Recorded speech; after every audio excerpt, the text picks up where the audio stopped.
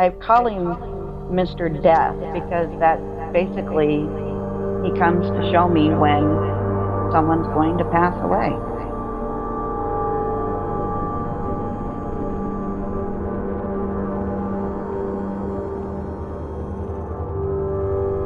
They claim that our eyes will just be created a slightly different from what they are. We talk, we see things are not normal.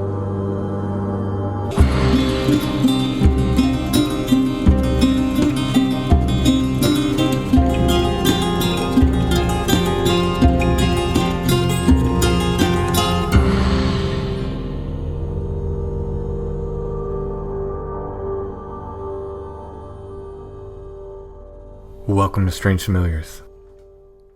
If you've seen Bigfoot or another cryptid, we want your story. If you've seen a ghost, we want your story. If you've had an experience with a UFO or an alien, we want your story. Anything paranormal or unusual, if you want to share your story, please get in touch. strangefamiliarspodcast@gmail.com. This Friday, Saturday, and Sunday, that's August 30th, 31st, and September 1st, 2019, I will be at Creature Feature Weekend. It's at the Wyndham in Gettysburg, Pennsylvania. I'll have copies of my books available. I'll be selling and signing those. Strange Familiars merchandise, art prints, some of my music, patches, and more. I'll be at the table right next to 9-Panel Comics, which is John, who you sometimes hear on Strange Familiars. That's his new venture. Stop by and see us, tell us a story, and see all the other great stuff they have going on at Creature Feature, which, of course, we went over just a few episodes ago with the folks who run Creature Feature. Stop by and see us. I'm looking forward to the weekend. Should be a great time.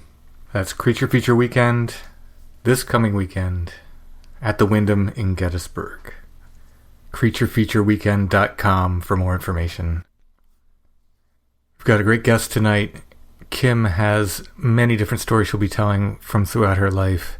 The main one is this character she has named Mr. Death, who appears to her and gives her predictions of people who will die, all of which have come true.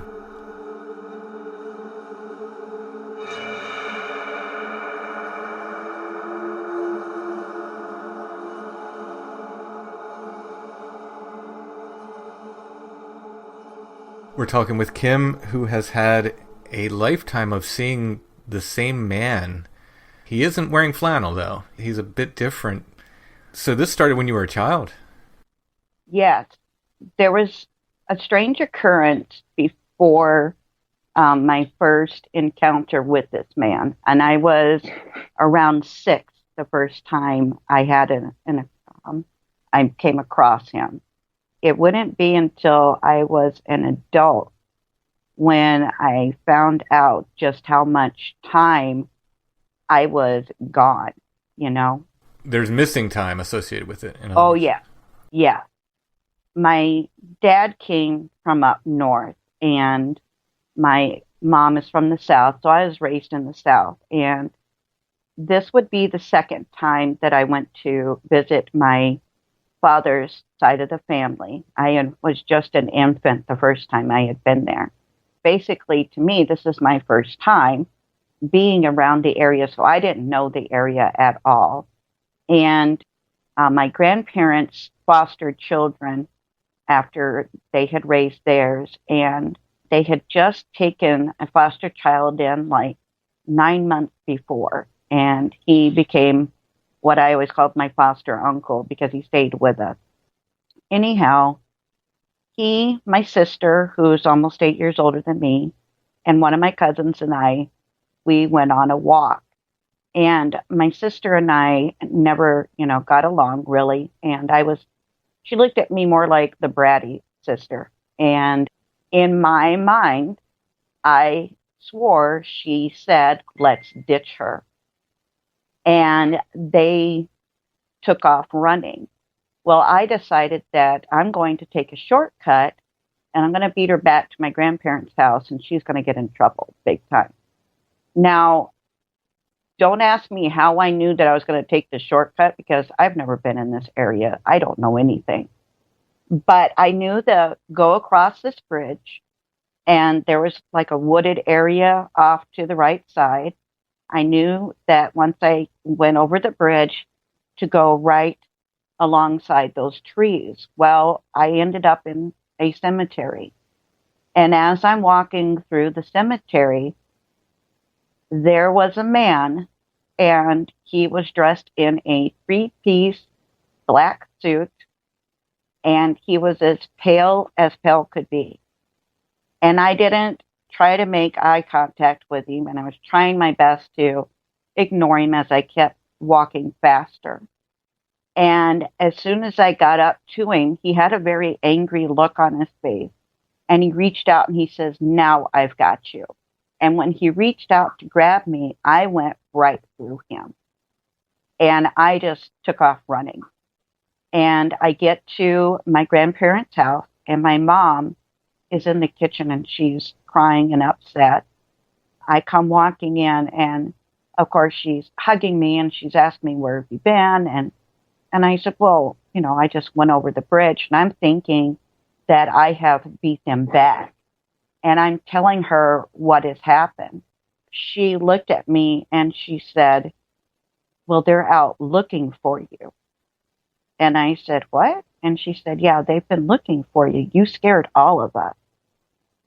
Well, later that night, I remember being woke up because somebody was calling my name. And once again, there he was. And he started showing me, it was just like a movie. I'm watching these scenes play out, and there's a female and there's a male. And I'm watching the female chase the male, and they're running through an orchard. And I see her raise the gun, and I see her shoot the male. Well, I ended up falling back to sleep once the movie was over with, and he left. That morning I got up, and my mother's mom had came up with us because she was going to go stay with my mother's other sister who lived in a state right next to this one. And I looked right at my other grandmother and I said, "Your nephew was killed last night." And she looked at me kind of funny. And she said, "What?" And I said, "Your nephew." And I told her his name. I said, "His wife shot him last night." And my grandmother picked me up and she said, "Tell me exactly what you saw." And so I told her. As soon as I get done telling her, the telephone rings, and it was my grandfather telling her that, yes, there had been a death in the family and everything else. Well, what I didn't know until I was older was it had been a family secret.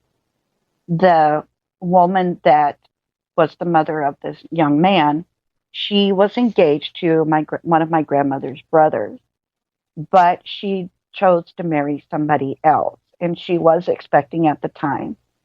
So he was being raised as a cousin, and he did not know that he was actually my grandmother's brother's child. So me being, calling him out as her nephew right away told my grandmother that I had seen what I had seen. Oh, wow. Because there was only 4 people in the whole family that knew the truth. Wow. And sure enough, him and his wife had gotten into a disagreement that night. The wife claims, and she did get by with it, but she claims that the gun accidentally went off.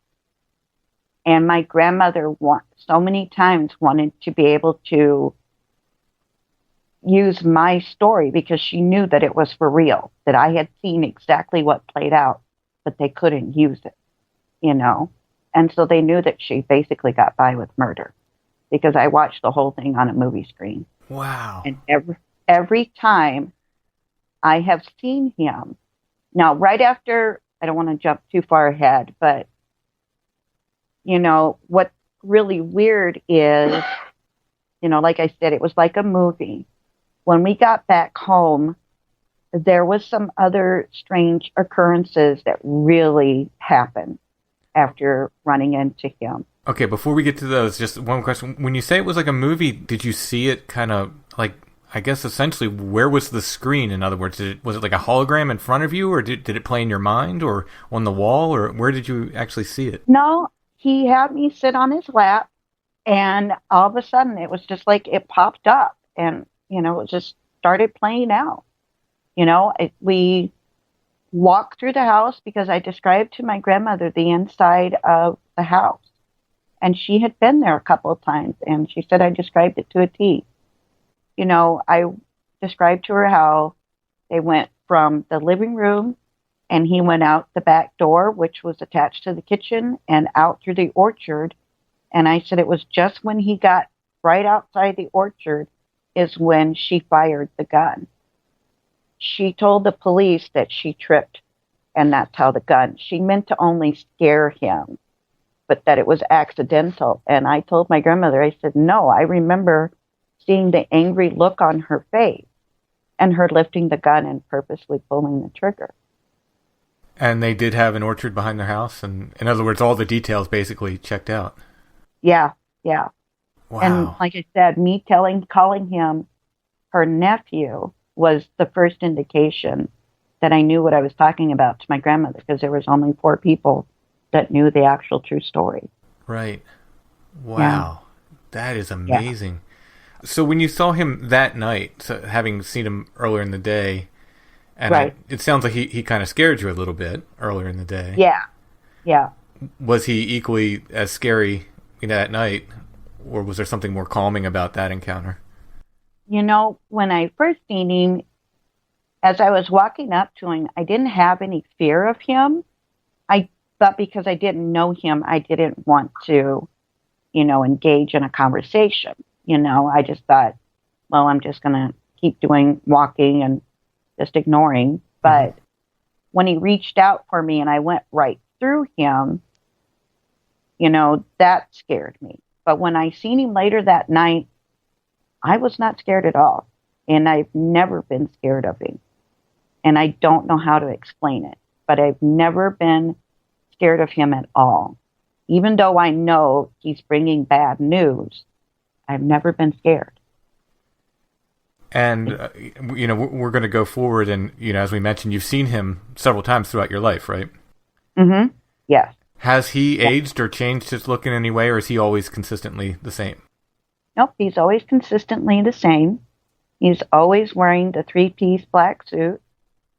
And I've never seen his eyes because he's always got sunglasses on.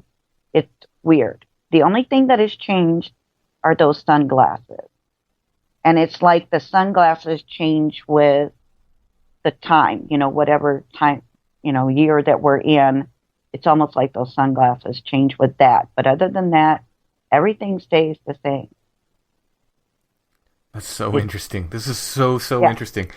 Okay, so we'll shift back now, and you said you came back home after that first encounter, and you were about to say some other strange things happened. Yeah, so things really begin to heighten then.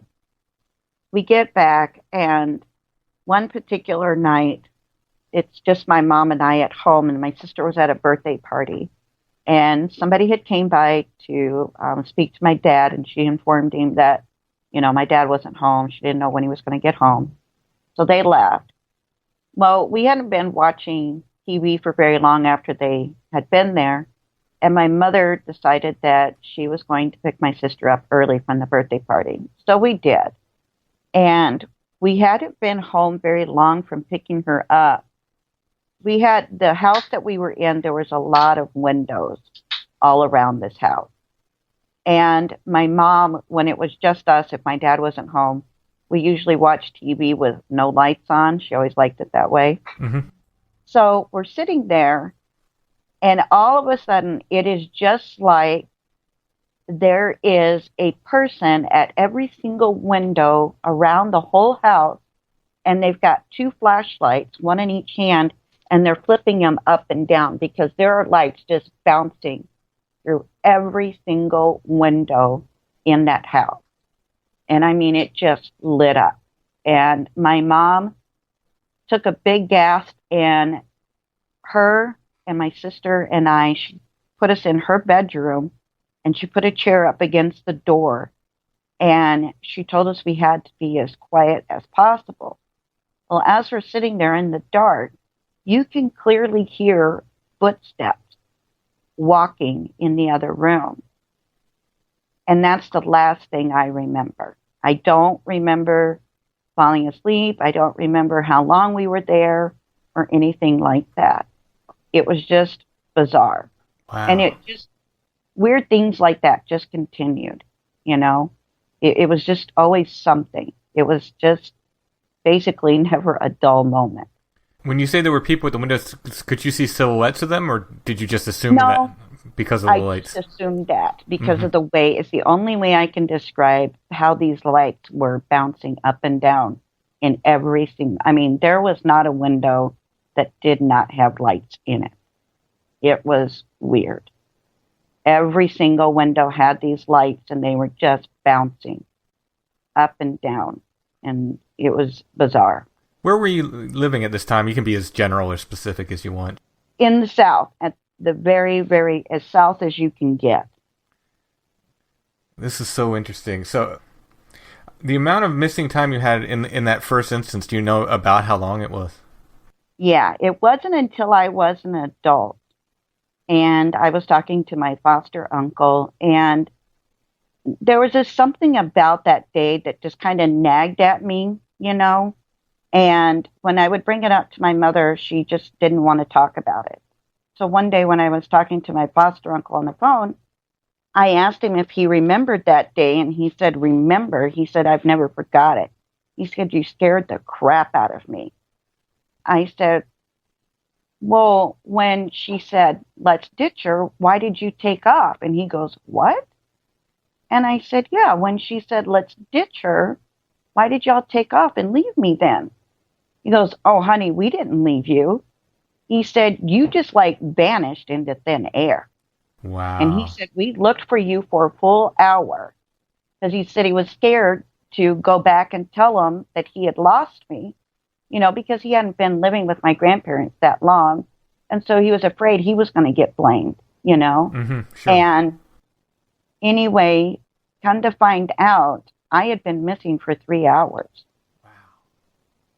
Yeah. And I don't recall anything. In my mind, I watched them take off and I knew instinctively to go over the bridge and go around that set of trees. And that would get me a shortcut back to my grandparents, even though I'd never been to this town before. Right. It was just bizarre. You did find your way back to their house. I mean, so Yeah, yeah. yeah. I went right through the cemetery. And because after I, realized I went right through him, I'm running.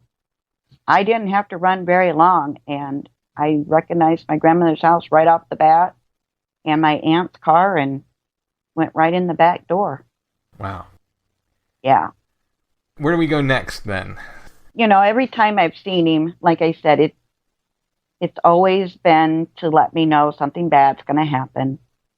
And then, I've had, like I said, it wasn't until I was an adult that I had the 3 hours missing. And it's just been unusual things that have occurred ever since then. Even now as an adult, and I'm a grandmother now, it still happens. It's sad to say, but my kids have gotten used to the fact that there's going to be weird things to happen. Mm. And it's just bizarre. I just don't know what to make of it. Because I've tried to see if anybody else has had an occurrence with this man, and he's not the Hat Man, and he's not the Flannel Man, so I don't know what he is. Right. Right. Yeah. He seems to have a purpose in a sense. I mean, Yeah, it's unfortunate he brings bad news, but yeah. he. I call him Mr. Death because that's basically, he comes to show me when someone's going to pass away. And it's been like it's always been. We sit down and the movie starts playing and I start watching the whole thing. I mean, I remember because I was very close to my grandmother, my mother's mother. And I remember when he came to me to let me know she was going to be passing. And my mom and I had moved in with her. My parents were divorcing. And my grandmother was very sick with cancer for the second time. And this time it was terminal. And so I remember the night that he showed up, and I remember chewing him out. And I mean, I called him every name in the book. And I said, no, you're not taking her. Because in my mind, I felt like he was the one who was taking her. Because it was like he was the one showing me, okay, this is going to happen, and now I'm going to take him. Mm-hmm. You know? Did he respond in any way? No, that's the thing. He never talks. I've never heard his voice, and I've never seen his eyes. Other than the first time when he said, I got you now, or whatever it was he said. Yeah. Now I've finally got you. Okay. And he reached out to grab me. Yeah. That's the only time. I've never seen his eyes, but he never says, he's called my name out to wake me up. But other than that, he doesn't discuss anything. He doesn't say, you need to watch this. None of that. It's bizarre. Yeah, it's like he's there to perform that task. Yeah. Yeah. Like, I've got to do this, so come and sit down, watch a movie, and then you can go back to sleep or go back to doing what you need to do, and I can move on till the next time. Yeah, it's very, I don't know how to explain it. It's almost business-like. It's just bizarre, because I don't know how else to explain it. I guess that's kind of what I was getting at. For him, it seems like he's there to do a job in a sense, and just and get it done and go. Yeah, it's weird. And I remember speaking to my grandmother about it, because after the first incident, my grandmother asked me if I had this happen before, and I told her about the man in the cemetery and stuff. And so she explained to me, she said, well, if you ever have any dreams, don't tell them before breakfast. And the reason for that was because she was part Native American.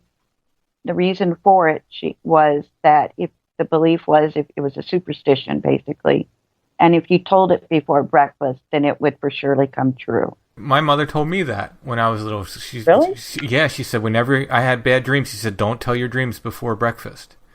Yeah, because they'll come true. That's interesting, because I remember her saying that. She's like, and I've always been sort of superstitious about it since then. Oh, yeah, me too. I won't say nothing. When I got older, I would go to her if I would have them. And I've always suffered from night terrors.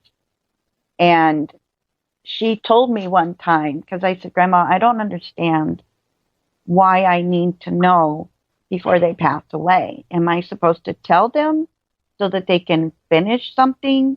And she said, no, don't you ever intervene. It is not your place.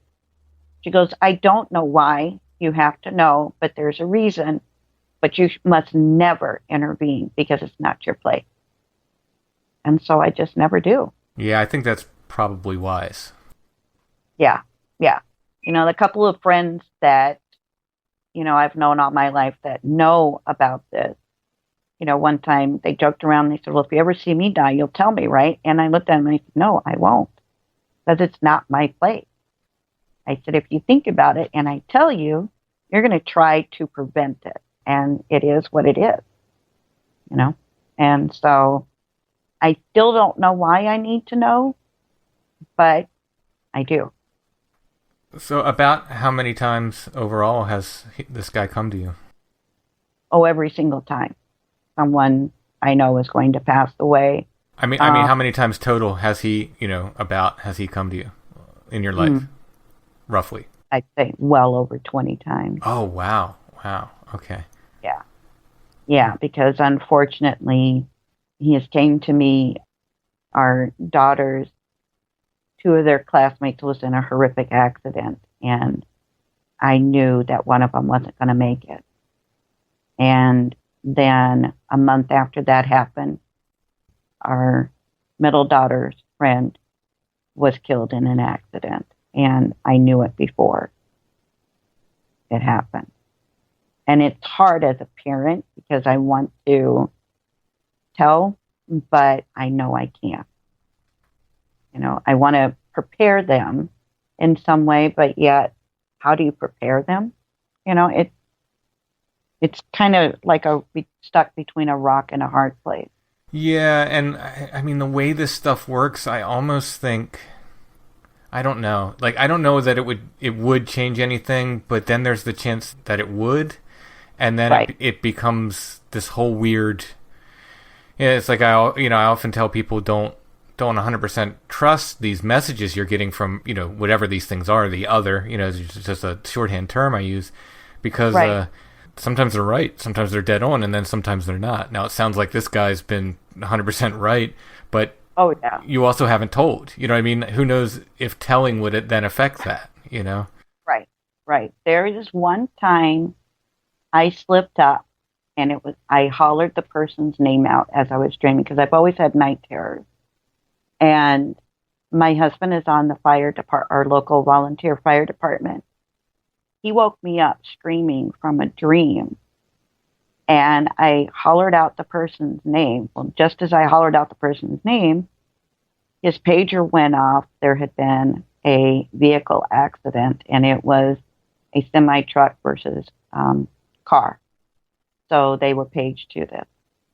And he came back, and as soon as he stepped in the house, he looked right at me and he said, "It was him that you were dreaming of, wasn't it?" Because unfortunately, they realized it was one of their own that was in the accident. Ooh.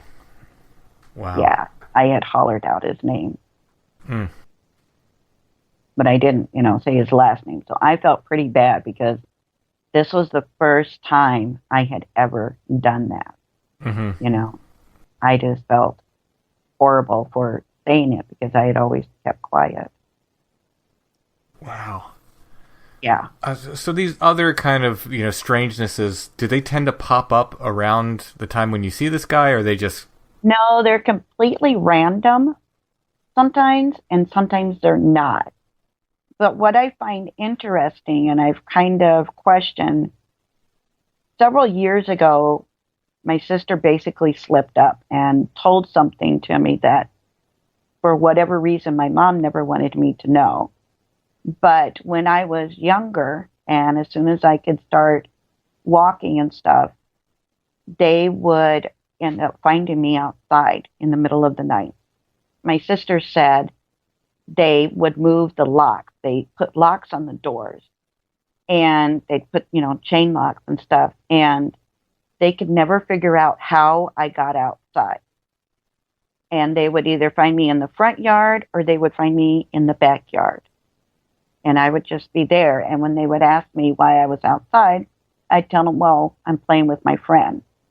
But there's nobody out there. But they could never figure out how I got outside.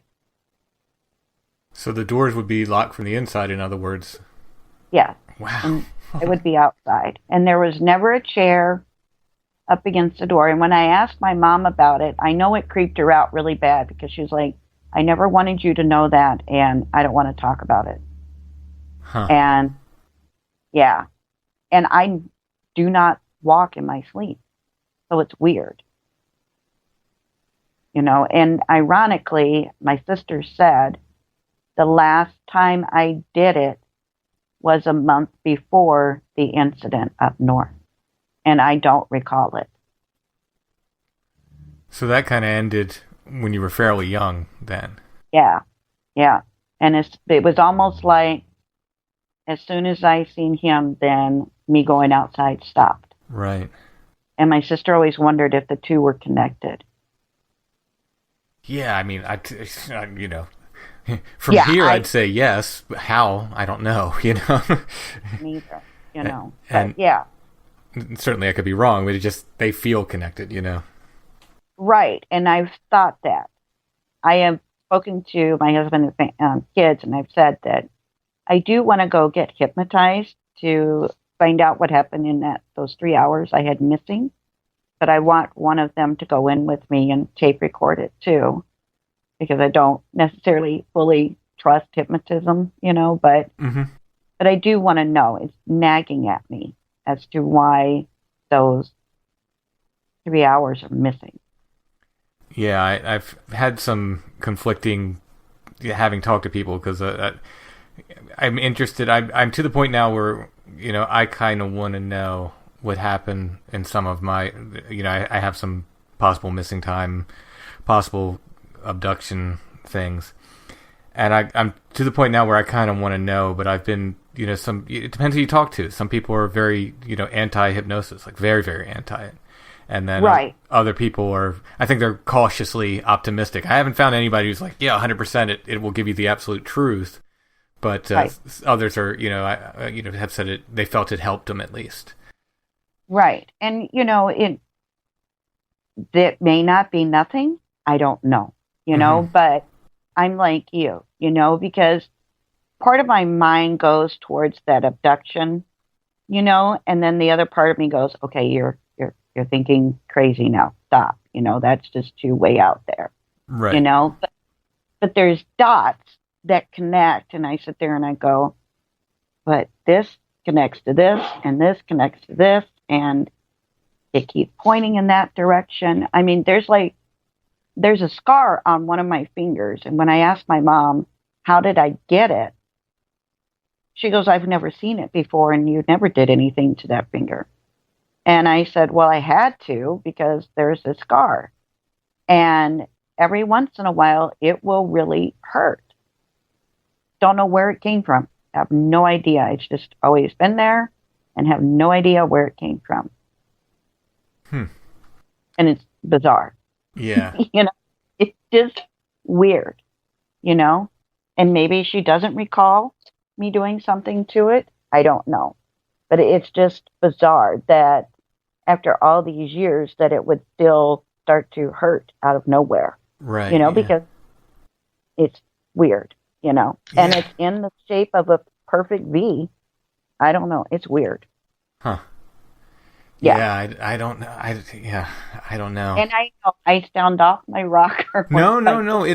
I have decided and this is for me personally, like the only way I can explain this stuff for what I think happened to me, is if it Right. was out of body experiences. That's the only way I can make sense of it at this point, because it felt completely real. It felt completely natural. I felt awake, but this at the same time, it can't be happening. You know what I mean? Like logically, this stuff could not be happening. So the only way I can explain it for myself, I've just come to that conclusion. Like it had to have been some kind of out of body experience that just felt completely natural and real. Right. Have you ever astral projected? I've tried. I've never had much success with it. I have done it without trying. I can be asleep, and then all of a sudden I am on the ceiling and I can see myself, laying in bed. I can see my husband and myself laying in bed. What's weird is I can literally feel the ceiling as I'm moving along the ceiling. It's bizarre. And then all of a sudden there'll be total blackness and I can feel myself flying. And at first it freaks me out. And then once I relax, then it's okay. But it's just bizarre. Yeah, It's a weird feeling. It sounds kind of neat, but I guess if you so you're not trying to do it. In other words, No. you realize it's happening like as it's happening.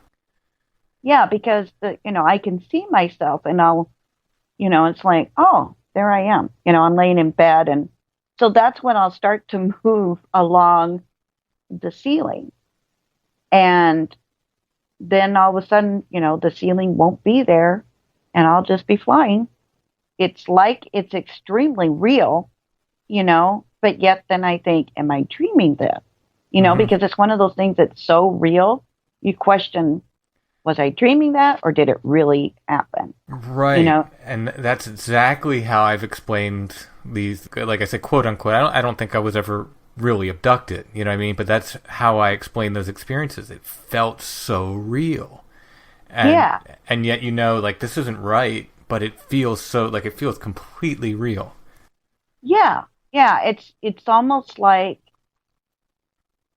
you have to reorient yourself to realize that you're no longer in that situation, that you're really in the here and now. It's like you have to, it's almost like your brain or your mind has to regroup I don't know how to explain it. It's just a very bizarre feeling because you feel like you just came back, but yet once you start realizing, kind of, I guess, waking up maybe, then you got to go, okay, did that really just happen? Or was it one of those super realistic dreams? I just don't know how to make Right. sense of it. Now, when you see this guy, this man in black, and I don't necessarily mean a man in black, but he happens to be a Yeah, guy who I wears know. black. Um, Right. do you get any sense of a dreamlike feeling, or does it feel like you're totally awake when you see him? No, I'm totally awake. He always calls my name. He always wakes me up. He will call my name, but I don't see his mouth move, if that makes any sense. I just Mm-hmm. hear it in my mind, and I just know that, okay, I got to get up now. He'll hold his hand out. I'll take his hand, and off we go. The room no longer is the room. It's almost like we're just sitting in blackness, and the movie will start playing. We'll sit down, and it'll start playing out, and it'll go scene by scene. And then once it's done, he leaves, and I go back to sleep. Now, you mentioned night terrors. Have you ever had sleep paralysis? No, That's no, interesting.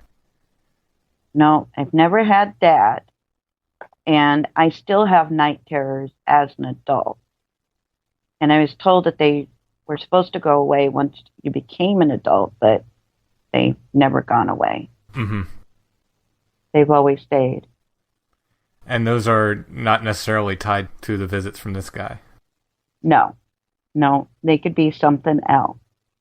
And the last couple of years, I've been experiencing something I've never experienced before, and I do not know how to wrap my brain around it. It is bizarre, and it'll completely hit out of nowhere, and it's while I'm awake.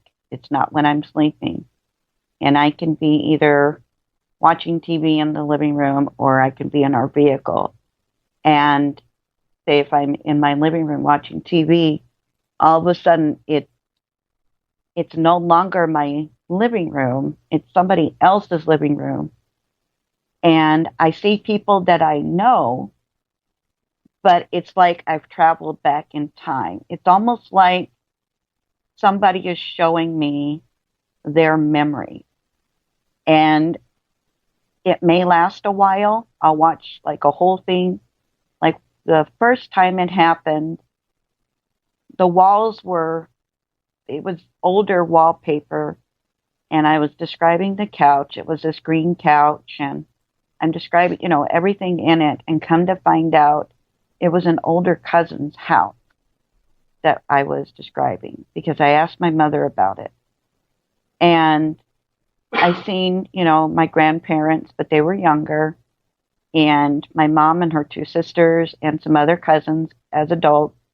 And this particular incident, I said everybody was, dressed up, in their Sunday clothes, but everybody was upset.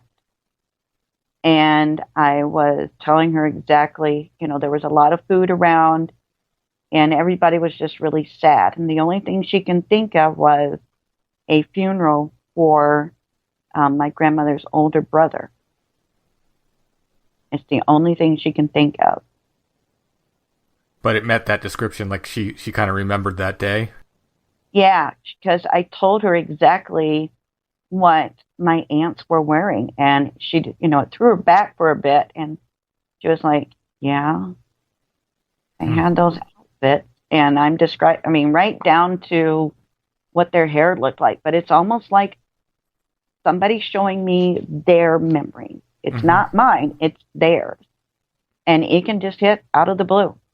Wow. And I don't know if there's a message in that or what to make of it. I just, it's weird. Do you think it's the same person's memories each time, or do you think you're sort of accessing, other people or No, different people? I think it's random people because it's not always the same place. It's always, different snippets of some particular time, And like I said, the first time it was my great uncle's funeral because everybody migrated back to my one cousin's house after the funeral, and that's where all the food was. And as I was telling her, all the food that was on the table, I was describing the table, everything. And yeah, it was to the T. And that's just been in the last 2 years. And I don't know what the purpose of it is. None of it. Right. Well, yeah. Well, that's the thing. Like, what's the purpose of What? any of it? I mean, Yeah. other than to tell us that there's more to life probably than, a completely, Newtonian physical view of the world. But other than that, like, what would be the reason? Yeah. When you have these, we'll just, for shorthand, call them flashback episodes, do you always recognize the people? Is it always people in your family, etc.? There's only been a couple of times that I haven't recognized the people. And that time I must have went really back because it was like older furniture. Like, I would say kind of like the 18th century type, late 18th century, because I remember the fainting couch. Mm-hmm. That's what it's called. I remember that, and this massive 4-poster bed, and the thick curtains, and this lady was sitting in a rocking chair, and she was, I think, doing needlepoint, but I don't know who she was or anything. Right. But it was a much older, it was almost like colonial time, so I don't know who it could have been. Right. But you wonder if it's not like somebody in your family line, just because of the other ones. Yeah, because my mother's mom, her mother passed away at a very young age. In fact, my mother was 3 when she passed away, so I obviously never knew her. And my grandmother always questioned, her mother's heritage and things. She always wanted to know more about it. So I, several years ago, started researching it. And when my grandmother would ask her mom about her family, she would tell her, "You're too nosy. You shouldn't ask such nosy questions." And she wouldn't say anything. The only thing my grandmother and her siblings knew was that their mother was raised by her uncles, and that was it. No names, nothing. So I decided, as a tribute to my grandmother, I was going to do an ancestry research and see if I could find, those uncles and see what had happened, why did they raise her, things like that. And each time it would seem like I was getting close. Both my sister and we lived 1,600 miles apart. Both my sister and I would end up in the emergency room with either a really bad case of the stomach flu or something weird. But we would end up in the emergency room at the same time. Oh, wow. It was just weird. So I get really close one particular night. I see something and I question if this is really the same person or is it someone who has the same name as my grandmother. Right. So I send a message to somebody who's working on this person's tree too. And I'm waiting for them. And so that night, as I'm getting ready to go to bed, I'm thinking in my head, hopefully this person will answer me. Please let me have an answer tomorrow morning. My husband turns off the light and he no more lays down in bed, and it's just like somebody took a dresser drawer and just dropped it at the foot of our bed. We both come flying out of bed. There's nothing there when he flips the light on. And I just had this sense that she was upset with me. I don't know why, but I just had this feeling that she was upset. I ended up having weird dream after weird dream that night. I woke up from one of them, and lo and behold, there is this lady standing over me, and she's got a very stern, ticked off look on her face. And behind her, it literally looks like there's a revolving door. And my one great uncle, the one that I grew up with, my grandmother's brother, her second oldest, he steps out and then he steps back into him. Then my grandmother comes and steps out of him. And I mean, it was, the last two of her siblings, her oldest two siblings that I didn't know, is the only thing I can think of that they're the first two that, had stepped out. And then the uncle that I did know, and then my grandmother, and then her baby sister. And this lady is, meanwhile, she's just standing there as I'm watching my grandmother and my great uncle and then walk through this revolving door. Well, then, as soon as it gets past my grandmother's baby sister, which I had grew up with, there was an empty door. But nobody came out of that door. And the lady's just standing there glaring at me. And as soon as that empty door showed up, she just vanished. So the next morning, sure enough, there is a message. And yes, this person believes that we both have the same person.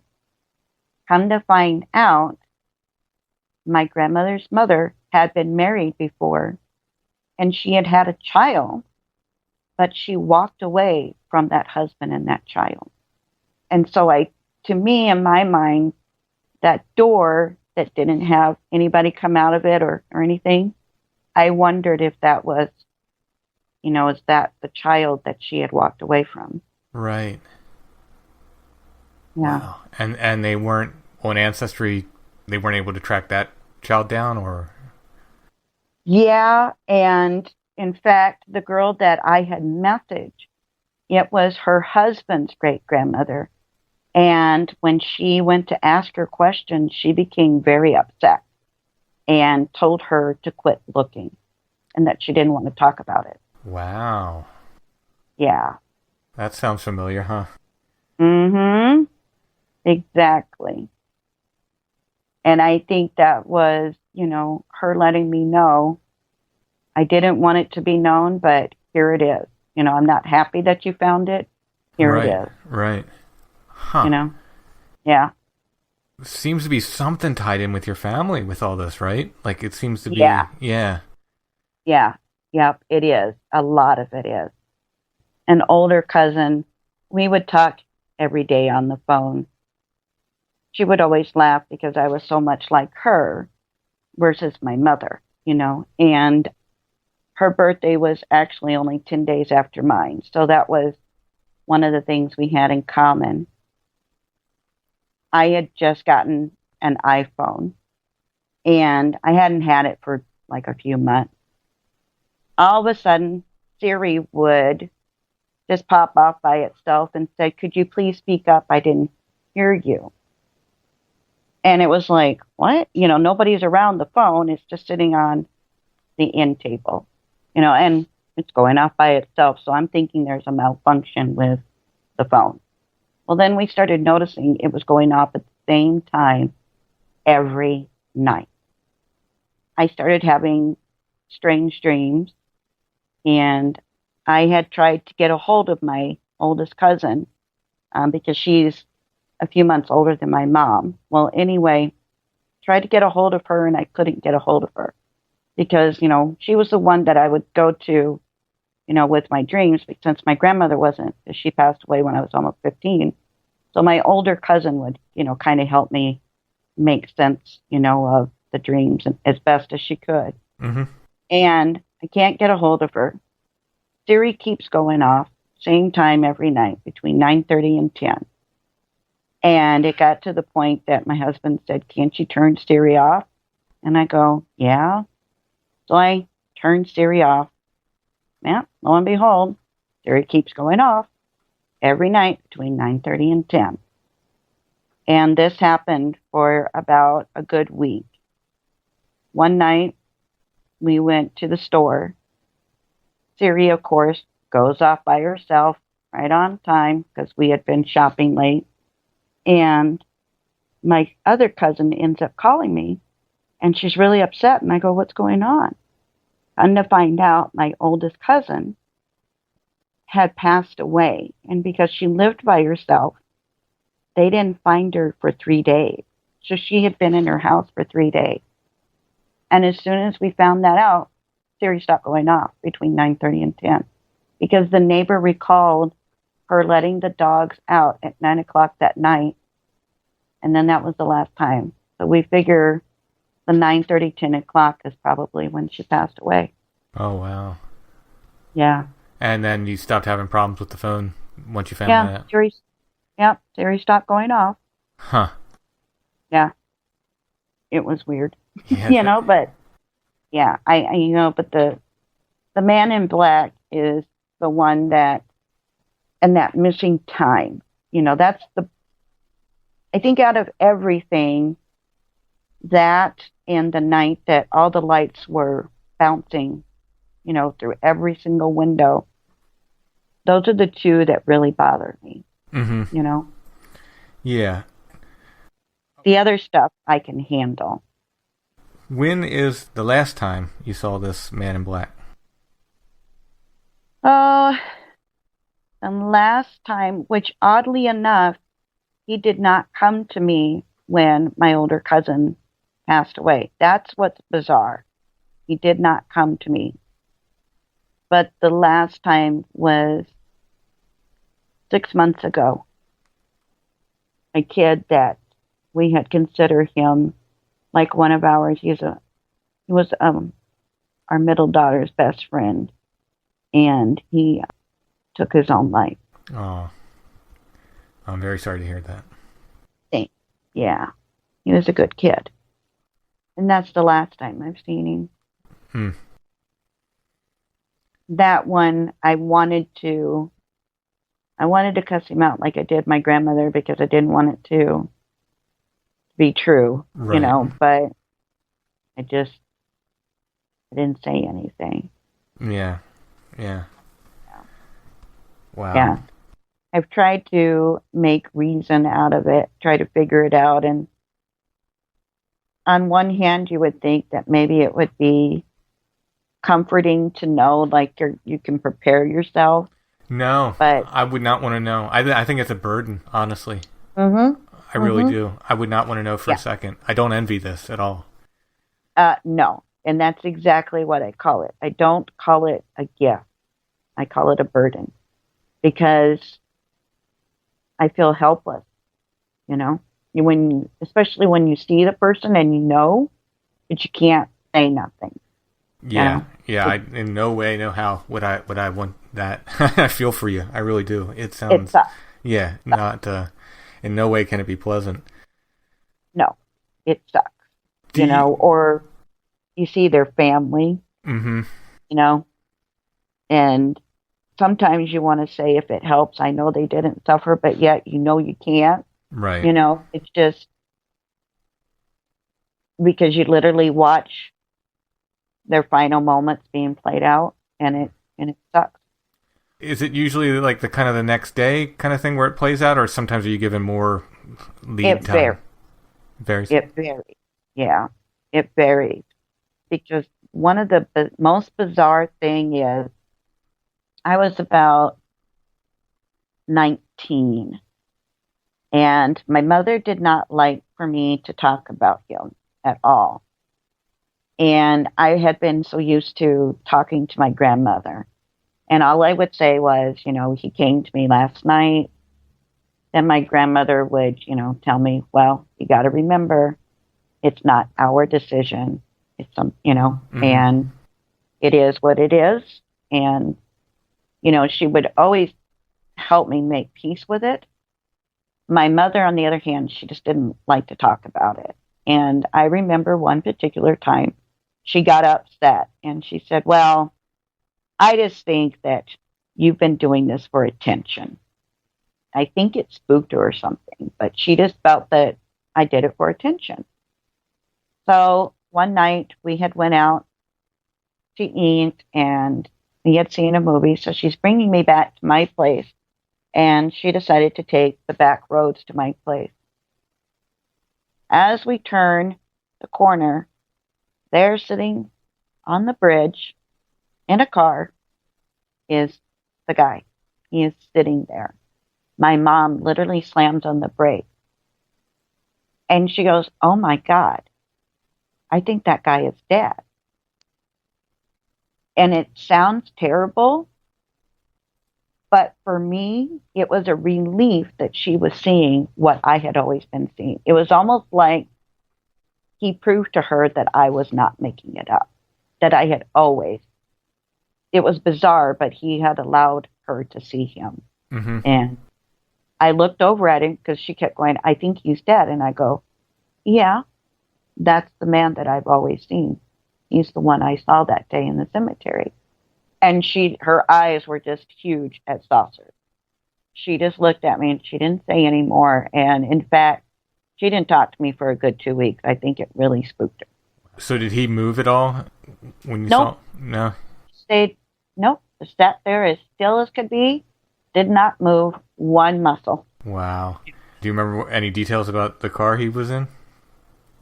Ironically, he was in the same exact car, right down to the color and the make and model of my grandfather, which we were in that car because my mom's car was in the shop. So she was using my grandfather's car.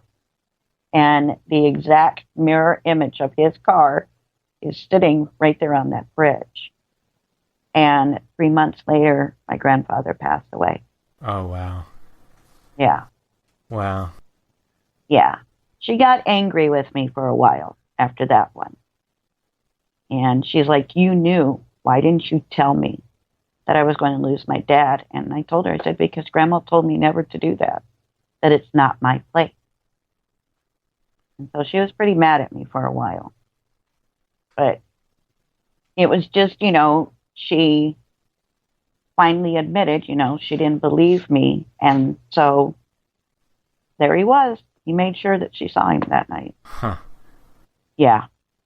It's weird, I mean, I don't know what to make of it.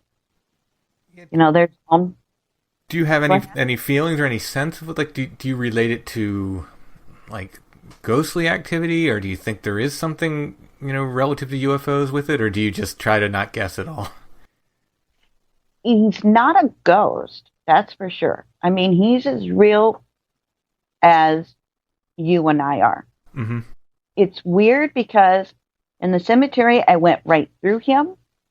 But when he would sit me on his lap, it would be just like sitting on it would feel just like sitting on someone's lap. Right. But yet in the cemetery, I went right through him. His hands just went shoo, and I don't know, what to make of him, but I don't think he's a ghost because he's just too real, Mm-hmm. I don't know. I don't know what to make of him. And like I said, I've gone back and forth.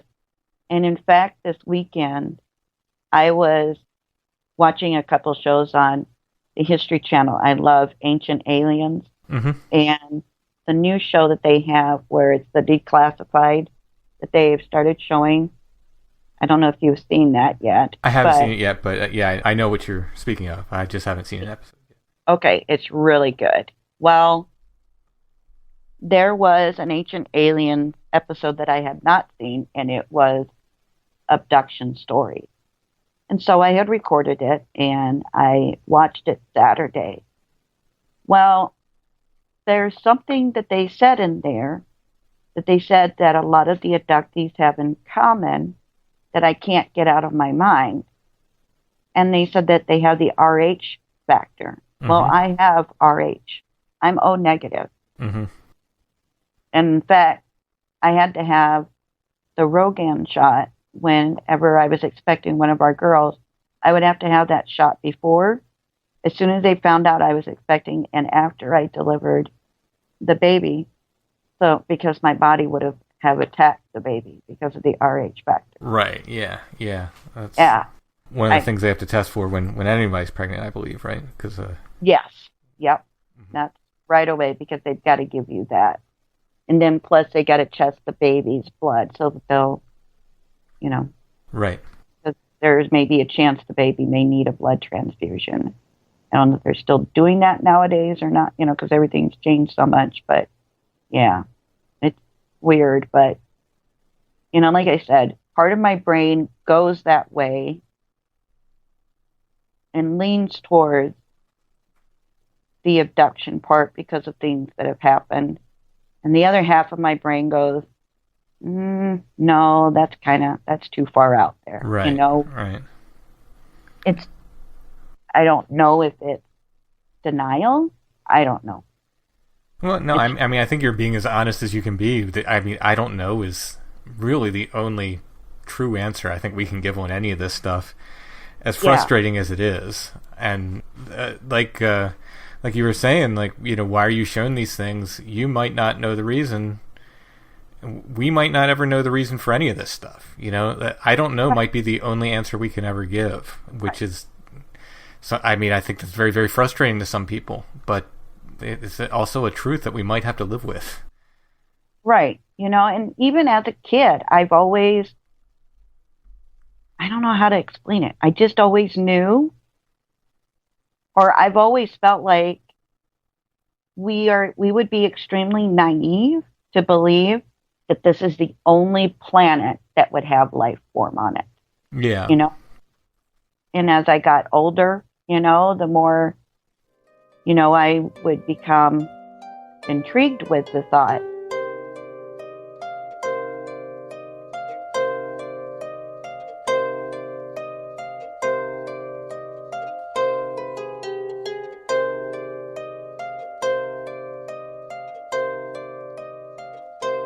We'll get back to the rest of our interview with Kim in a moment.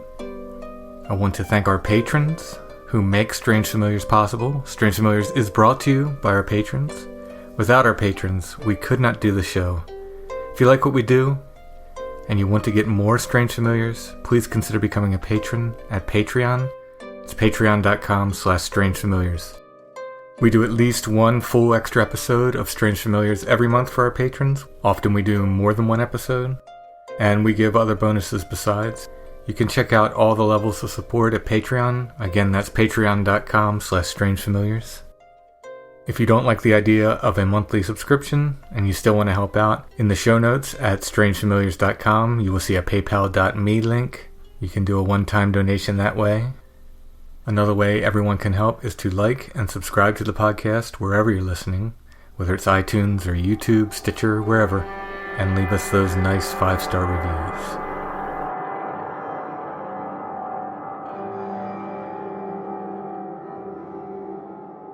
I did get to see a UFO when I lived in Virginia with my ex-boyfriend. We did get to, and that was a bizarre night, to say the least.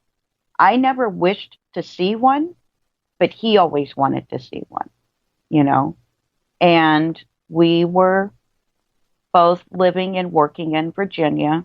We had taken on a job as a live-in maid and the groundskeeper. And our boss, it was a couple, an older couple, they were out of town and they were visiting their daughter. And so they had 2 German Shepherd dogs, and they had a horse and then a donkey. And it was in Virginia, their house was, and the drive up to their house was really long. It was almost like a mile up to the main house. Each side of the road had trees and woods and everything. The house, when you came out of the drive, it was like a circle drive. And there was a house, and then there was a barn. And they had built 2 apartments that were really cool off the barn. And we stayed in one of them. And then the other one, which was a studio apartment, they rented it out. So this particular day, the dogs were acting very weird. It had been unusually hot this particular day. So I made sure to keep the dogs inside because I didn't want them to overheat.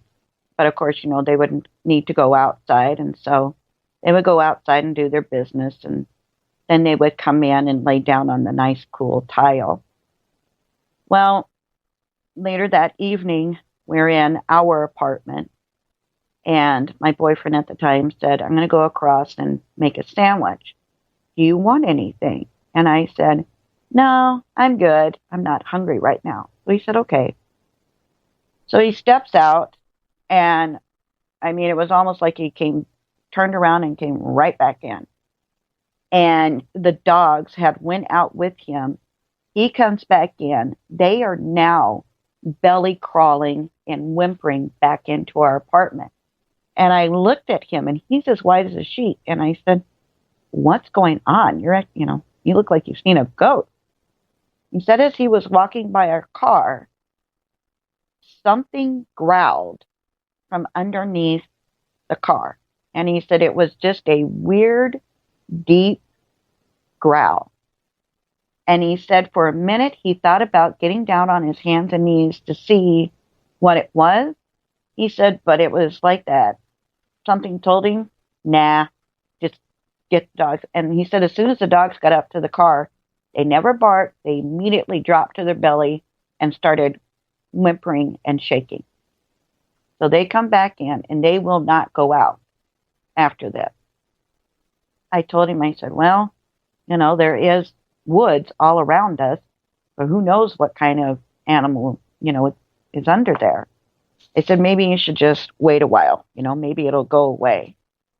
About an hour later, the horse and the donkey started acting weird. We could hear them running around out in the pasture because it was a pretty good sized corral, that they stayed in most of the time.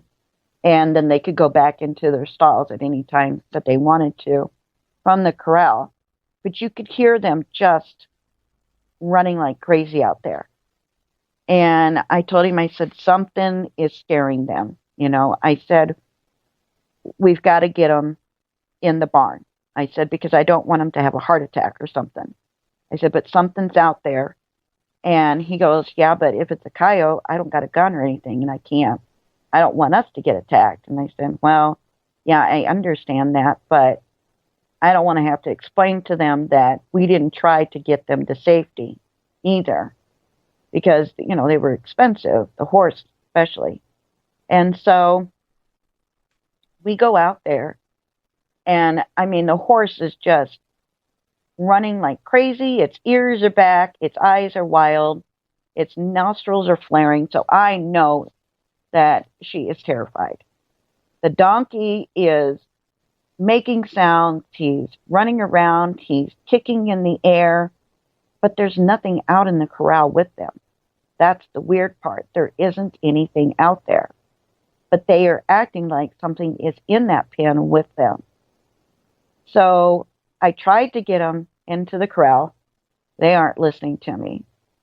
I have him run across to the house to get some carrots and an apple, anything to see if I can entice them into the corral and get them calmed down. And he goes to go by the car, and he kind of stops, and he looks back at me, and he just shook his head, and he took off for the house. Well, it took us a while, but we finally were able to get them into their stalls. And so I shut the doors so that they couldn't get out. So we go back in, and we hadn't been inside very long. And they had this P-rock, for the driveway around the house and the barn. So whenever a car would drive in, you could hear the tires crunching on the rock. And we distinctly hear that. And the dogs start barking. So he looks at me and I look at him, and we're thinking, wow, it's kind of late at night. Who would be pulling up to the house at this time in the night? We go out there, and there's no other vehicle out there. We thought, well, maybe whoever it was, they got lost or something, and they just came up the drive and turned around and headed back down the highway. Well, he goes and checks, and there's no vehicle going down the driveway. So it was kind of weird. We thought, whatever. The dogs still will not come outside. And I knew that they needed to go outside because they hadn't been out in quite a while, but could not get them to go outside for nothing. So went back in. Wasn't much longer. We hear tires crunching on the rocks again. We go out. Yeah, there's no vehicle out there. And the dog still will not come out. Finally, we managed to get the dogs to go outside, and it was around midnight. And we're standing out there with them, waiting for them to do their business. And all of a sudden, I hear him gasp, and he goes, "Oh my God." And he points up. And I look, and it was quite a ways away. And you could see, lights. And I go, "Yeah, it's a plane." He goes, "No, you need to watch this. I don't think that's a plane." Well, sure enough, there were these three things. We could see them. And they would go up and down, and then they would go back and forth. And there was three of them, and they were right next to each other. And they were closer to the mountain. So they were quite a ways from us, but you could still see the lights, and you could see them bouncing up and down and side to side. And he was just enamored with that. I remember feeling like, yeah, okay, no big deal.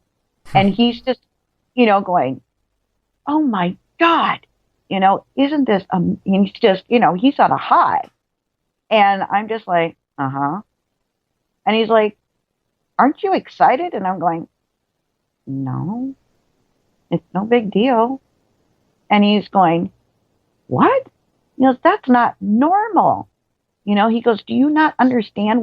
And it was like, okay, yeah, they're there, and I don't know how to explain it, but it was like, yeah, they're there.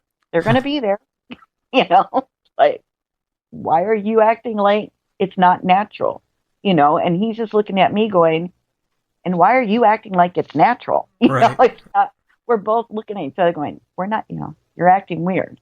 But yeah, it's just, I just don't know what to make of any of it. But yeah, that particular night, so I don't know why the thing, what it was that was underneath his car, but it was obviously something to spook the dogs, because I've never seen them act like they were. The horse and the donkey. Something was there around, but we just couldn't see what it was. Mm-hmm. Bizarre, but it definitely made his day. Because we got to see him, and I'm just like, okay, yeah, and he's just like, "I just don't understand why you're acting like this, and I'm going, okay, I just don't understand why you're making such a big deal out of it. He's going, because they're UFOs, and I'm going, uh-huh. And I remember telling him, you would have to be naive to think that this is the only planet with life form on it, and I go, so yeah, no big deal. I expect them to come and check us out. I said, who knows? Maybe we've checked them out and we just don't know. The government is the way it is, and we just don't know it. Yeah, it's but certainly possible. Yeah, When you say it was bouncing, and I'm asking this out of curiosity because I've seen something bounce in the sky. First of all, was there any color to it, or was it just a white light? Or yeah, it's just, there were like 4 lights that would on each one of them, and it was like they would, one would go off, the next, you know what I mean? They would just go off like one net, then the next one, they would go off in tandem, I guess. Mm-hmm. But they would move downward, and then they would move back up, and then they would move side to side. And sometimes they were in sync with each other, and sometimes they were not. The ones on the outside, because it seemed like there was a bigger one in the middle, and that one did more of the up and down. The other two, they were kind of almost all over the place, as opposed to the middle one. But they would just go up and down and side to side. And the lights would just constantly, it was almost like they were rotating around it. Oh, okay. Did they have any color to them? There was a couple of red ones, and I remember a yellow one for sure. Mm-hmm. I don't remember any other colors. But I do remember the reds and the yellow. The reason I was asking about the up and down motion is I saw something, and this, I mean, I guess this could have been atmospheric, but I've yet to find an explanation for it. It looked like a star, a very, very bright star, but a star, and it looked like somebody was bouncing it like a basketball. It was moving in a... Like dribbling. Like I'm sorry? Kind of like the dribble motion. Yeah, yeah. Yeah, yeah. Two on the outside. That's what they would do. You know, they would do the middle one was more, the only way I can describe it would say more reserved in motion compared to the outer two. And they were so quick at movement. Yes. You know? Yes, this, like I said, it looked like somebody was dribbling it really fast, but it moved within a defined space too. You know what I mean? Yeah, yeah. Yeah, that was what he kept freaking out about the most, was how they could move like they were, but yet still be in the same place that they started from. If that makes any sense. You know, it's like they're standing still, but they're able to go all over the place erratically, but they're never moving from the place that they're in. Yeah, it's like there's a confined space they're moving within. Yeah. That's very much like it. That's so interesting because, I mean, I've been sort of looking for a atmospheric explanation for that, but I haven't found one. You know what I mean? I can't. There's nothing in the atmosphere that I have found yet that makes things look like they're being dribbled like a basketball. I have tried to find reports of UFO sightings back in 88, 89. And it would have been in, I was in Charlottesville at that time, and they were closer to the mountains, there was a town that was about 10 miles, 15 miles from about 10 miles, I would say, where we were. And, they looked like they were over by those mountains. But yeah, the one in the middle, it's going to sound silly to say this, but it was almost like the middle one was the parent, and it was letting the two children out for, some playtime. Right. You know what I mean? It was like the middle one was the responsible one and letting the children kick up their heels, because it moved, but it did not move like those two outer ones did. They just had far more, it was like they were kicking up their heels, and kind of like a parent taking a kid out to the park and I'll play a little bit, but the kid is far more erratic than the parent is. Right. And yeah, it was just bizarre. The sighting of them did not freak me out at all. It was the events that took place before we saw them that bothered me. It was the growling under the car, hearing a vehicle coming up when there isn't anything, pulling up in the driveway, the way the animals are acting. That was what was unnerving to me. But the UFOs, it was like, okay, I don't know. In my mind, I think the two are connected. I really do. I think the way the animals were acting and whatever it was underneath the car, I feel strongly that they were connected to those UFOs. I really do. And I don't know how to explain that. It's just a gut feeling.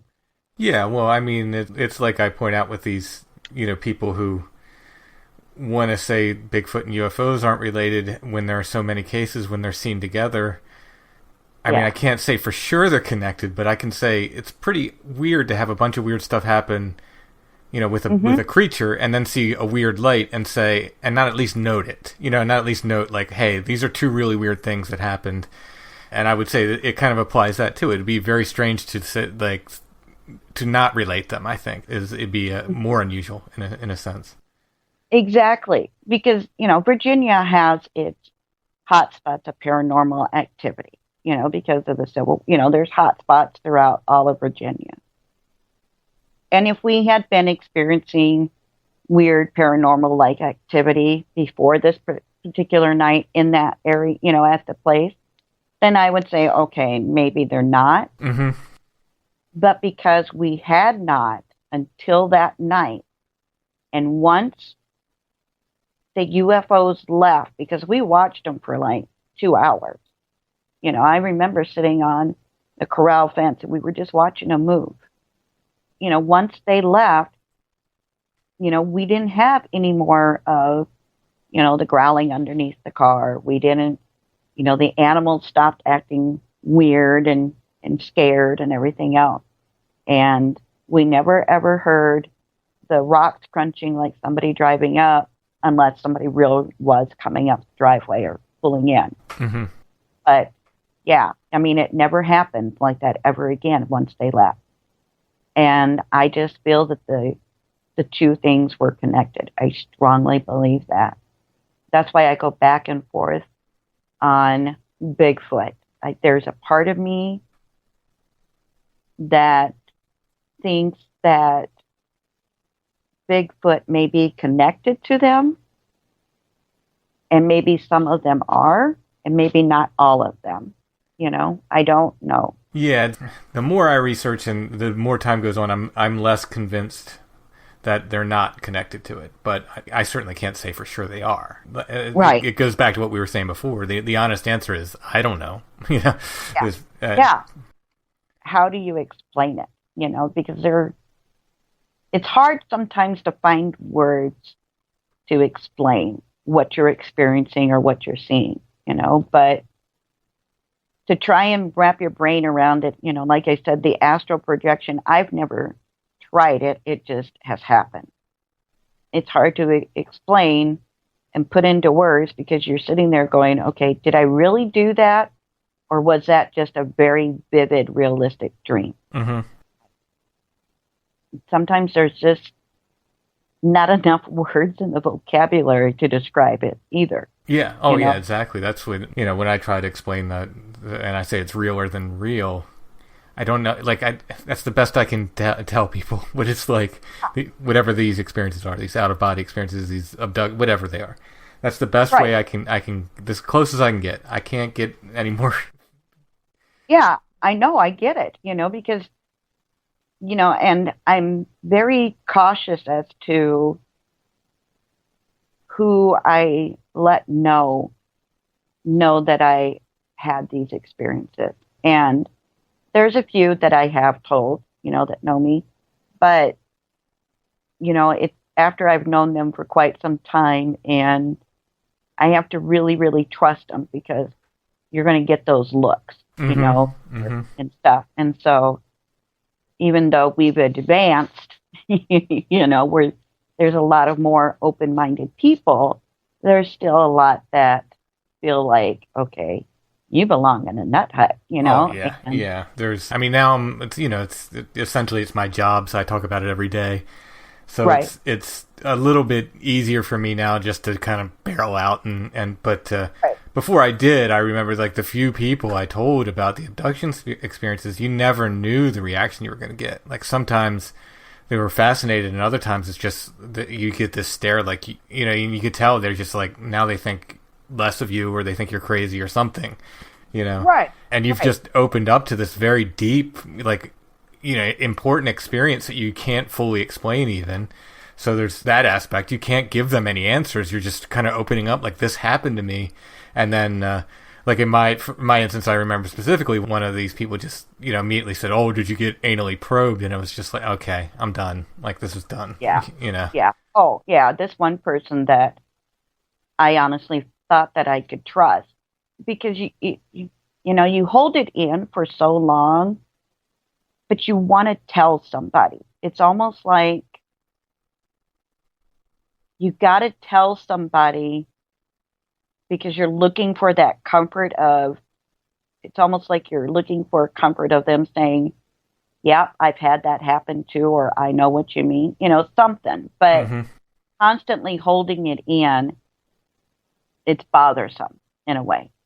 So this person I thought I could trust, and they were staying over, and yeah, they made a tinfoil hat, and they thought it was funny, And you've opened up about this very personal thing, and it's yeah. yeah. Well, Strange Familiars has given me a place to talk about it, and I'm happy for that. And hopefully, a few people have come and said they're happy that they get to talk about it. So, hopefully, Yeah. I'm making a kind of safe space here, because, especially when you don't know what to make of it. I mean, I almost envy the people that are 100% sure. Yeah. They have all the answers, even though I don't believe they really do. But maybe in their mind they do. They have all the answers. They know whatever. They know they are from the planet whatever, Zeta Reticulon, and they're here to do this, this, and this, and they know they have all the answers. I almost envy them more, because they have something to tell people other than, I don't know why this happens. I don't know what's going on. Right. Well, and they can honestly say, well, there's a purpose why there's a reason, and I have a purpose as to why I'm going through this, or why I have had to go through this, Mm-hmm. as opposed to those of us who don't know, Mm-hmm. and you and the other ones that allow us to tell our stories, you just have no idea how we appreciate that y'all let us give us a forum to do this and make us feel comfortable and able to talk about it, because it does make a difference. You know, ever since I was a kid, I've always had health issues, always in and out of the hospital. And it wasn't until I was 40 that I finally got a diagnosis. And it was because of a birth defect.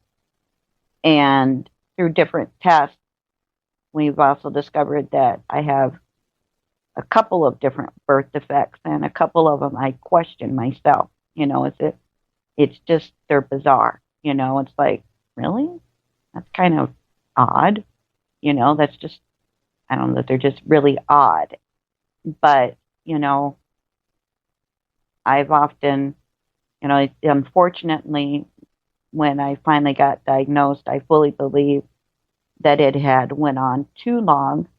And so I've had to have a feeding tube placed in, and I have to have the feeding tube for the rest of my life. Ooh, yeah. But, Well, I'm sorry about that. it, you know, thank you. I appreciate that. When they first told me that I was going to have one, I went back and forth, back and forth. I had to make the decision.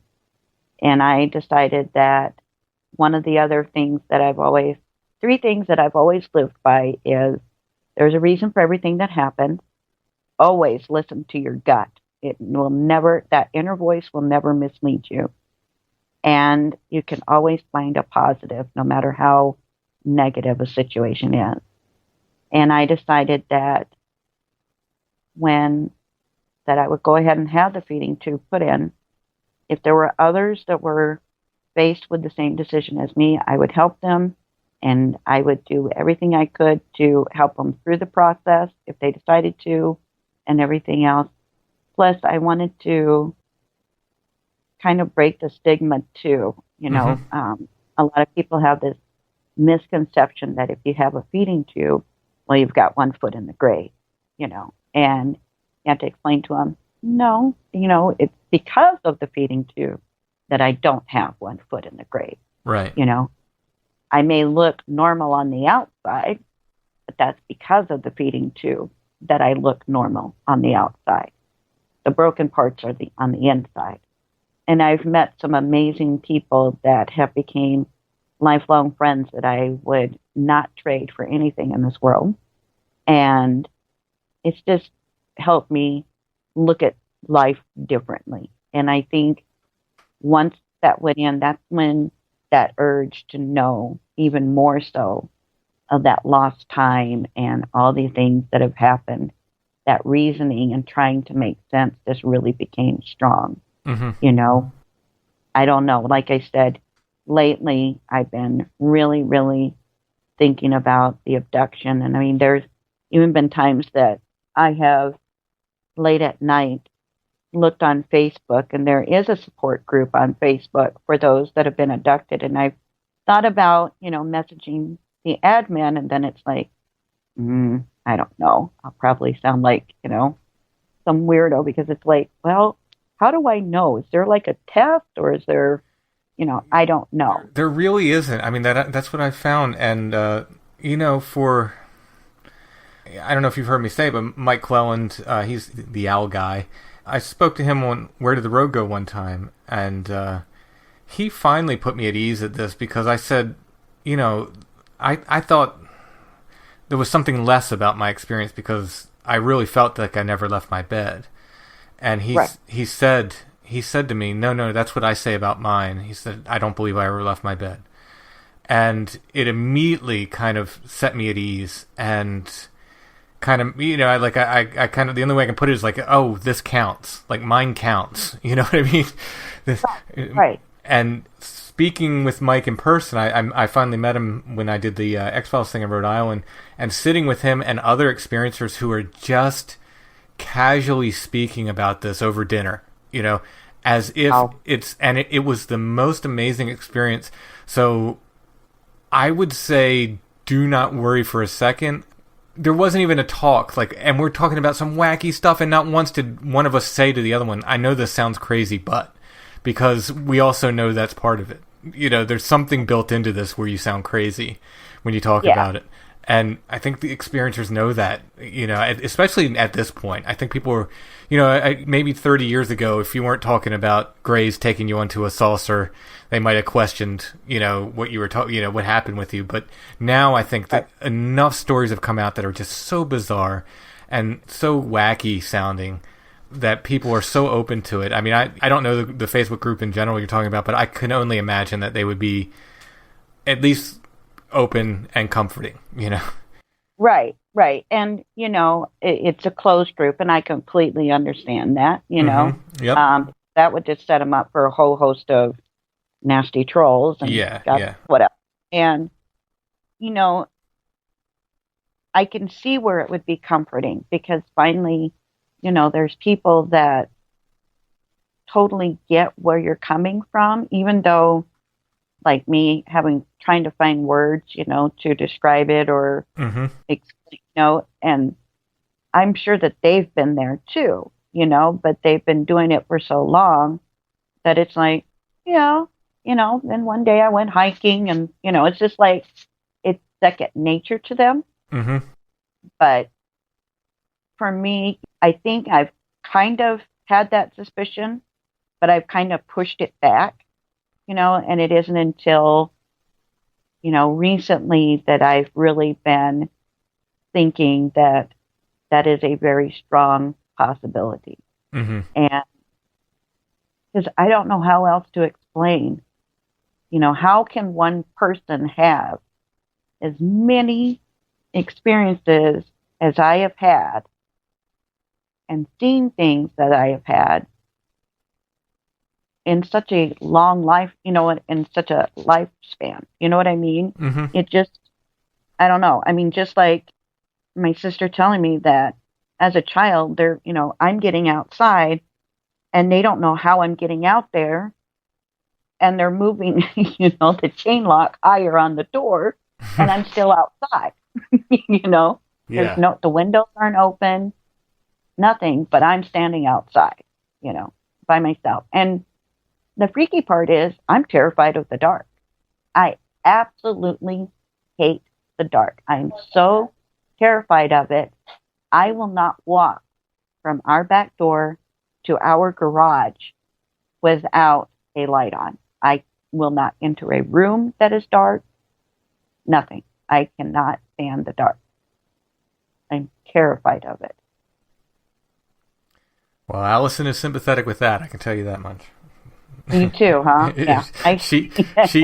Well, no, it's Allison. She will not sleep with the light out. She's like, why would you do that? You can't see. Thank you. Yep. And see, I was always told that if you think somebody's outside your house, you want it to be dark because you have an advantage over them. Mm-hmm. You can see them, but they can't see you.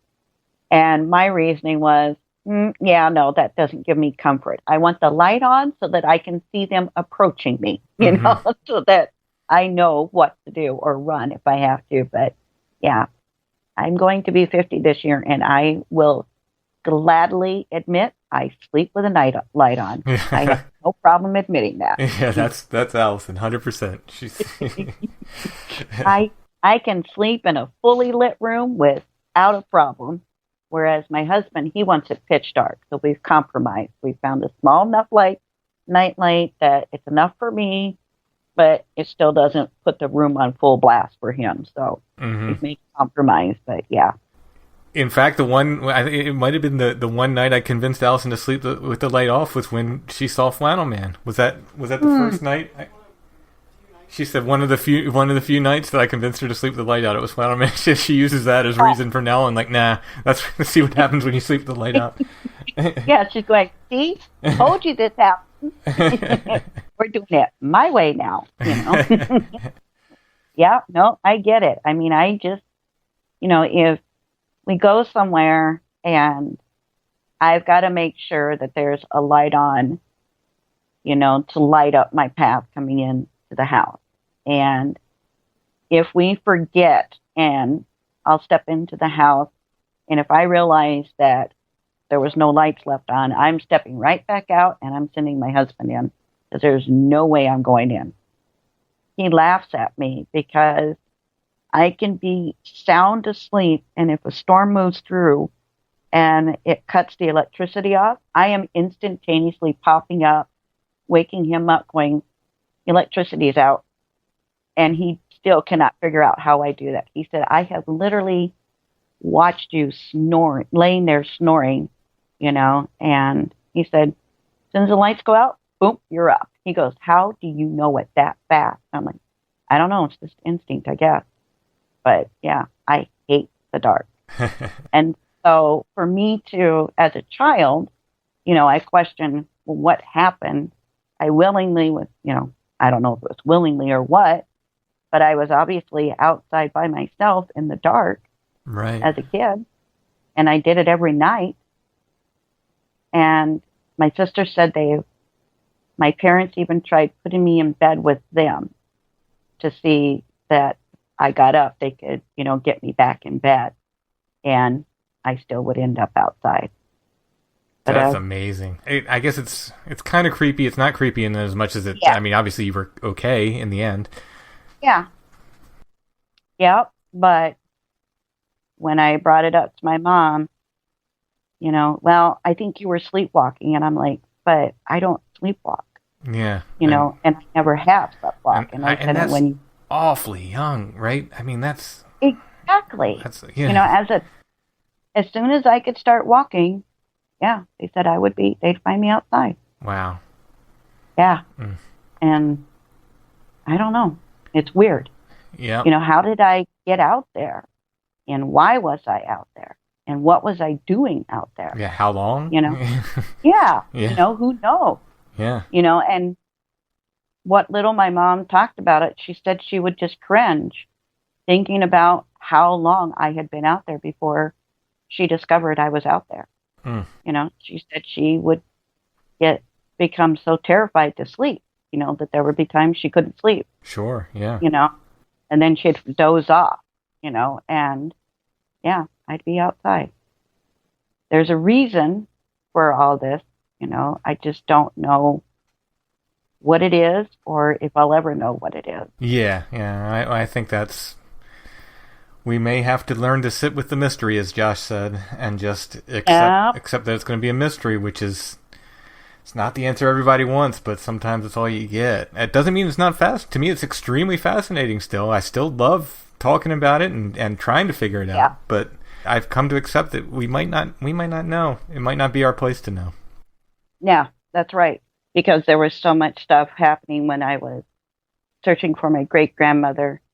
I ended up calling a Native American reservation up and explained to him what was going on and what I was was trying to find answers or help to deal with what was going on. And they sent me to someone, and I was talking to the person, and, they told me, and it makes total sense.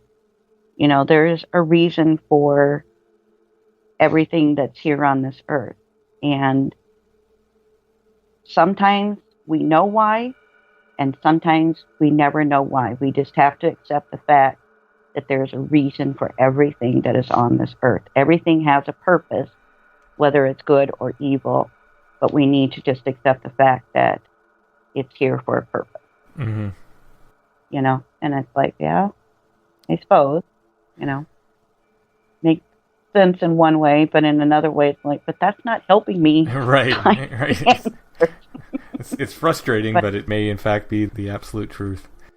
exactly. And so, like I said, I appreciate that you and the others allow us to, I'm so thankful that you do this podcast because we have that home base basically to where we can talk about it and others will get us or, and like I told you, maybe there's somebody out there that maybe they've seen the same man I have. I don't Exactly. know. I don't want to say without fail because I'm sure it's happened at some point, but Right. almost without fail, when people have come on and talked about something, I will get a follow up email when somebody says, I've seen that. They don't always want to come on the show, but they'll say, Right. oh my gosh, I've seen that. This has happened. So it will be interesting. We'll put it out there and we'll see.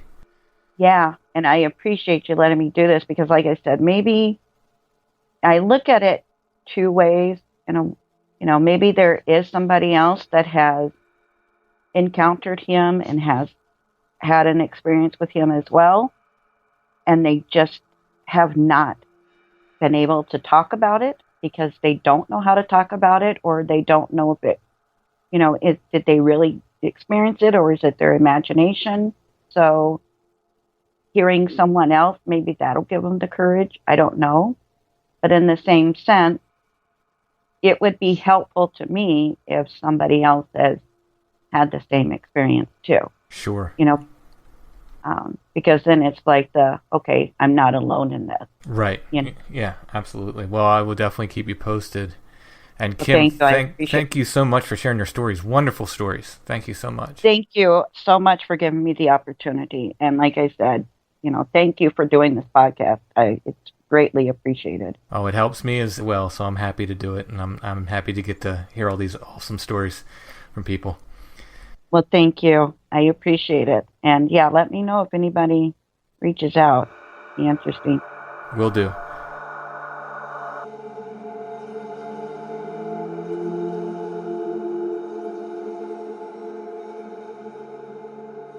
Thanks for listening, everybody.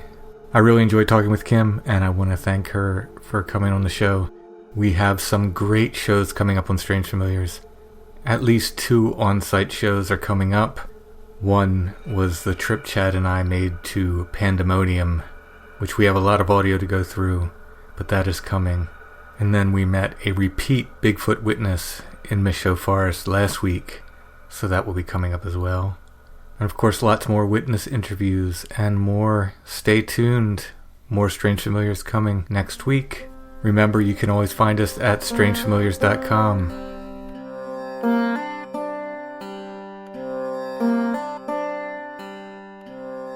Strange Familiars is a production of Dark Holler Arts, music, books, art, podcasts, and more.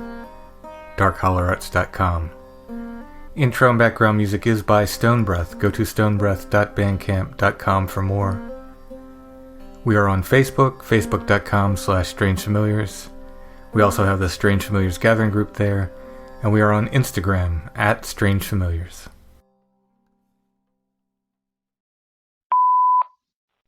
Hey, Timothy, this is Chris down in Texas, Chris Jackson. I had a Sasquatch. I think it was a Sasquatch encounter. I'm not sure. It was in end of March 2015, and I'm down in Texas, and this is on my property. And this thing was really not even normal for what Sasquatch encounters sound like. And I don't know if you want the story or not, so I won't go into it all now unless you decide you want it. I'll give it to you later. But this thing was about 5 to 6 feet tall and really heavy because I heard it going away from me. It turned and it came back towards me. It went about probably 300 yards away, went 200 yards to its left, went 300 yards back right towards me, and I never got to look at it until it went by.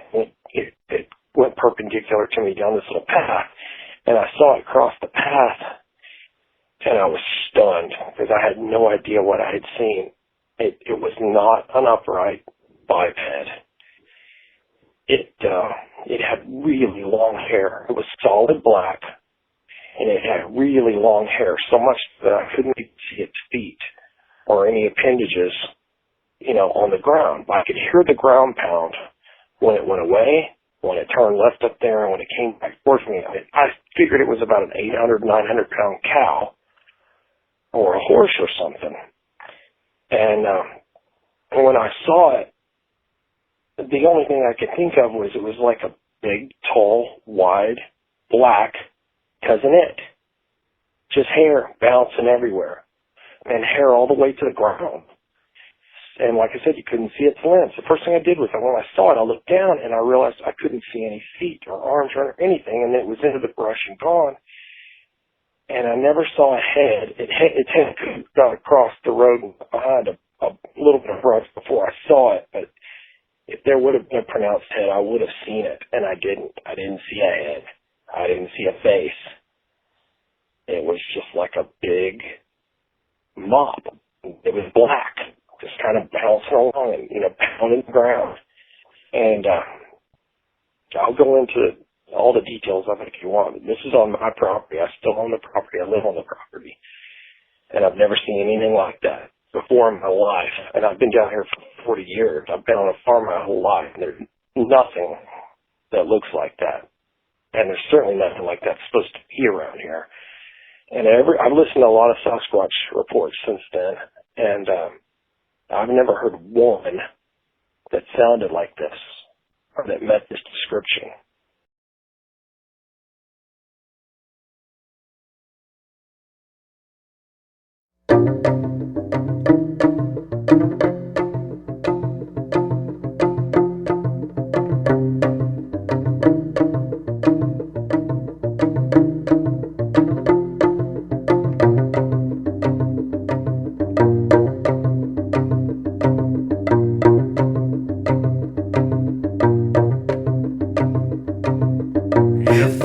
I saw your face in the bubbling stream.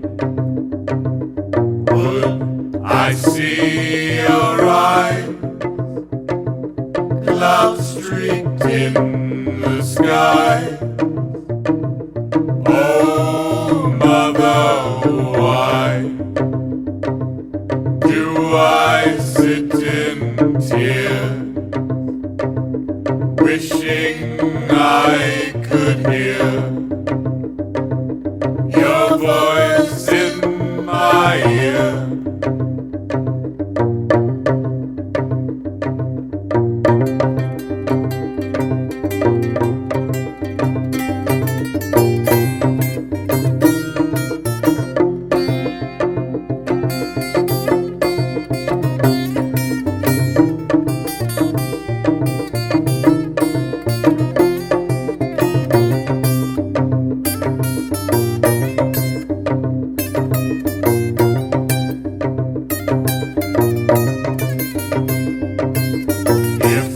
I held your hand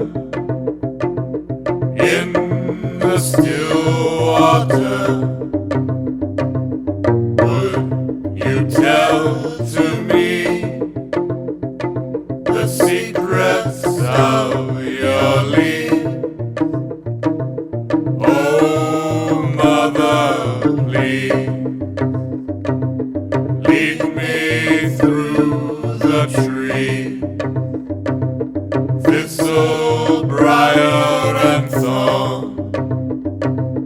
Let me sleep till morn, cradled in your arms.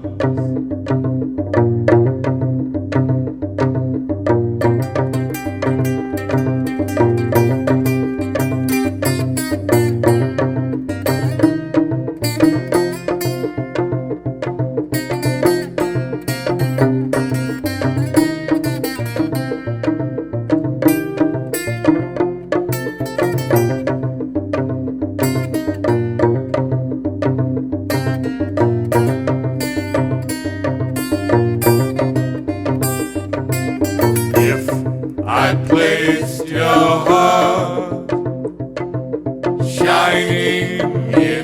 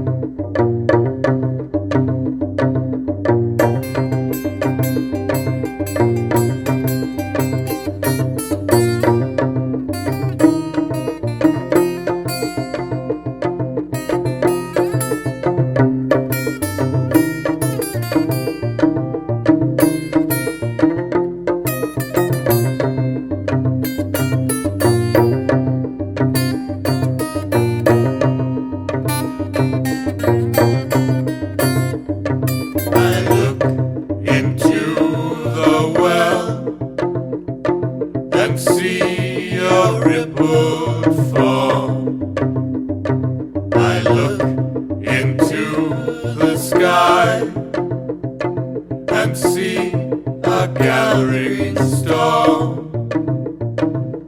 Oh, mother wind,